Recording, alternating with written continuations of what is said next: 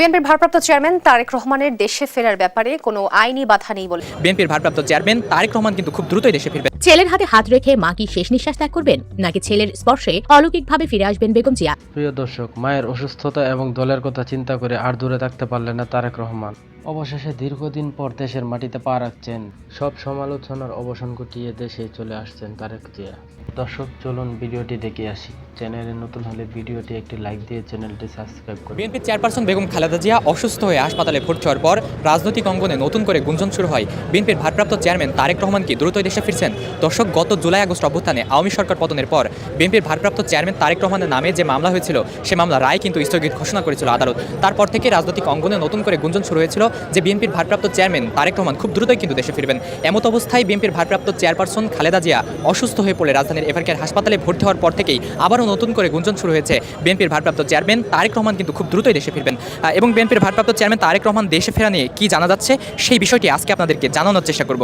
দর্শক, এই মুহূর্তে আমরা অবস্থান করছি রাজধানীর এভারকেয়ার হাসপাতালের সামনে। এভারকেয়ার হাসপাতালে কিন্তু সংকটাপন্ন অবস্থায় চিকিৎসাধীন রয়েছেন বিএনপির চেয়ারপারসন বেগম খালেদা জিয়া। এবং এই বিএনপির চেয়ারপারসন বেগম খালেদা জিয়ার সংকটাপন্ন অবস্থায় তারেক রহমানের দেশে ফেরা নিয়ে আসলে কি জানা যাচ্ছে, সেই বিষয়টি আজকে আপনাদেরকে দেখানোর চেষ্টা করব। দর্শক, বিএনপির চেয়ারপারসন বেগম খালেদা জিয়ার শারীরিক অবস্থা সংকটাপন্ন হয়ে পড়লে গত শুক্রবার গুঞ্জন আরও জোরালো হয়। অনেকে ধারণা করেন মায়ের সংকটময় অবস্থার খবর পাচ্ছেন তারেক রহমান এবং পরিস্থিতি তাকে দ্রুতই দেশে ফেরার দিকে ঠেলে দেবে। এমন পরিস্থিতিতে গত শনিবার সকালে লন্ডন থেকে নিজের ভেরিফাইড ফেসবুক পেজে একটি পোস্ট তিনি দিয়েছিলেন এবং সেখানে তিনি বলেছিলেন যে এমন সংকটকালে মায়ের স্নেহ স্পর্শ পাবার তীব্র আকাঙ্ক্ষা যে কোনো সন্তানের মতো আমারও রয়েছে, কিন্তু অন্য আর সবার মতো এটা বাস্তবায়নের ক্ষেত্রে আমার একক সিদ্ধান্ত গ্রহণের সুযোগ অবারিত ও একক নিয়ন্ত্রণাধীন নয়। দর্শক, তিনি কিন্তু আরও বলেছিলেন যে বিষয়টি অত্যন্ত সংবেদনশীল এবং এর বিস্তারিত ব্যাখ্যা দেওয়ার সুযোগ কিন্তু সীমিত।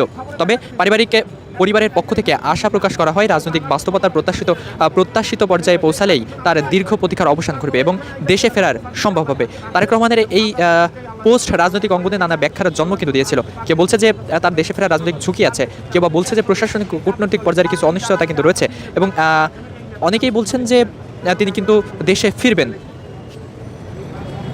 দর্শক, এই মুহূর্তে আমরা রাজধানীর এভারকেয়ার হাসপাতালের সামনে রয়েছে এবং হাসপাতালের সামনে থেকে আপনাদেরকে দেখানোর চেষ্টা করছি এবং জানানোর চেষ্টা করছি তারেক রহমানের দেশে ফেরা নিয়ে বিএনপির যে সকল নেতাকর্মী রয়েছেন আসলে তারা কি বলছেন।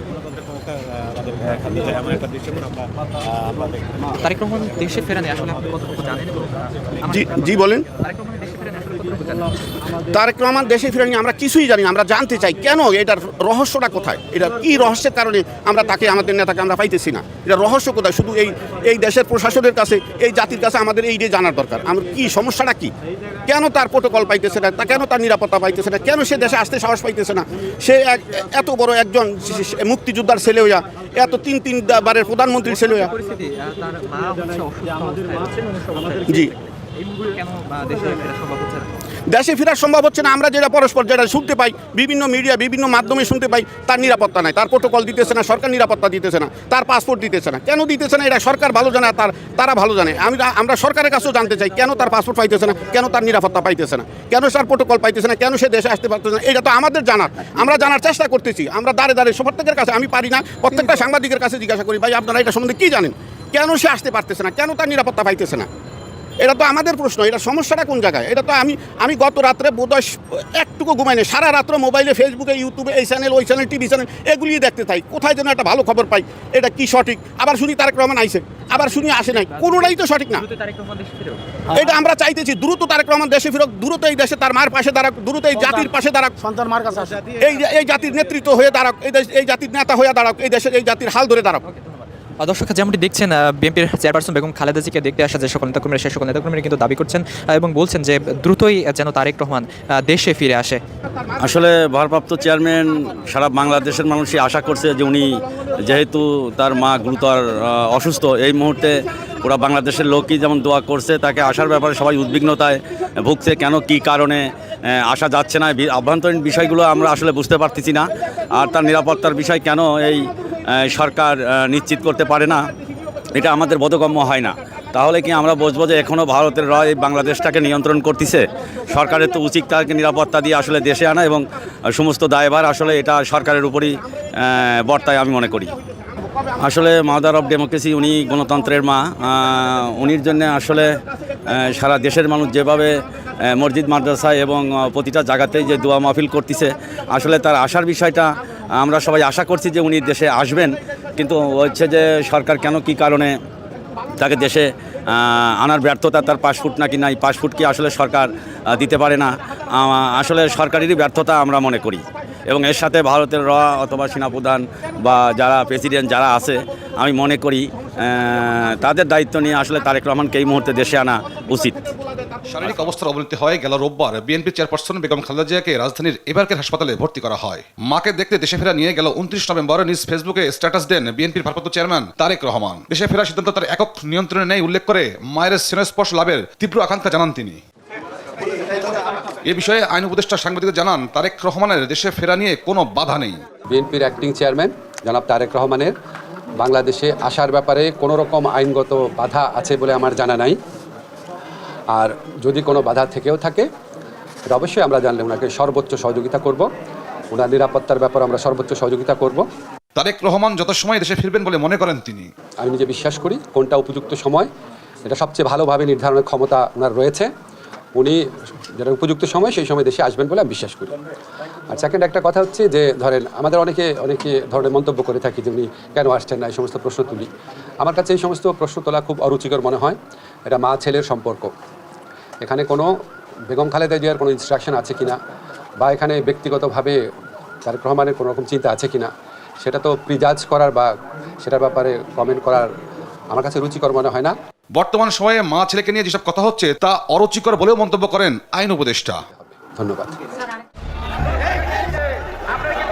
বাংলাদেশের রাজনীতির ইতিহাসে আজ সম্ভবত সবচেয়ে নাটকীয় এবং আবেগঘন দিন। দীর্ঘ 1.5 যুগের নির্বাসনের আবাসন ঘটিয়ে আজই দেশে ফিরছেন বিএনপির ভারপ্রাপ্ত চেয়ারম্যান তারেক রহমান। কিন্তু তার এই ফেরা বিজয়ের আনন্দ নিয়ে নয়, ফিরছেন বুক ভরা শঙ্কা নিয়ে। কারণ রাজধানীর এভারকেয়ার হাসপাতালে জীবন মৃত্যুর সন্ধিক্ষণে লড়ছেন তার মা দেশনেত্রী বেগম খালেদা জিয়া। চিকিৎসকরা জানিয়েছেন তাকে নেওয়া হয়েছে লাইফ সাপোর্টে। হাসপাতালের সামনে বসানো হয়েছে নজিরবিহীন নিরাপত্তা। পুরো দেশ তাকিয়ে আছে কি ঘটতে যাচ্ছে আগামী কয়েক ঘন্টায়। সকাল থেকেই এভারকেয়ার হাসপাতালের বাতাস ভারী হয়ে আছে। মেডিকেল বোর্ড সূত্রে জানা গেছে বেগম জিয়ার শারীরিক অবস্থার চরম অবনতি হয়েছে। তার শ্বাস-প্রশ্বাস স্বাভাবিক রাখতে তাকে লাইফ সাপোর্টে রাখা হয়েছে। চিকিৎসকরা প্রাণপণ চেষ্টা চালিয়ে যাচ্ছেন, কিন্তু বয়স এবং নানা জটিল রোগের কারণে পরিস্থিতি এখন নিয়ন্ত্রণের বাইরে যাওয়ার উপক্রম। প্রিয় নেত্রীর এই সংকটাপন্ন অবস্থার খবর ছড়িয়ে পড়তেই হাসপাতাল প্রাঙ্গণে ভিড় করতে শুরু করেছেন হাজারো নেতাকর্মী। সবার চোখে জল, মুখে শুধু একটাই দোয়া, আল্লাহ আমাদের মাকে ফিরিয়ে দাও। মায়ের এই মুমূর্ষু অবস্থায় আর স্থির থাকতে পারেনি বড় ছেলে তারেক রহমান। বিশ্বস্ত সূত্রে জানা গেছে সব আইনি ও রাজনৈতিক ঝুঁকি উপেক্ষা করে আজই তিনি ঢাকার মাটিতে পা রাখছেন। দীর্ঘ 17 বছর তিনি দেশের বাইরে, কিন্তু আজ যখন মা মৃত্যুর খুব কাছাকাছি, তখন আবেগের কাছে হার মানল সব সমীকরণ।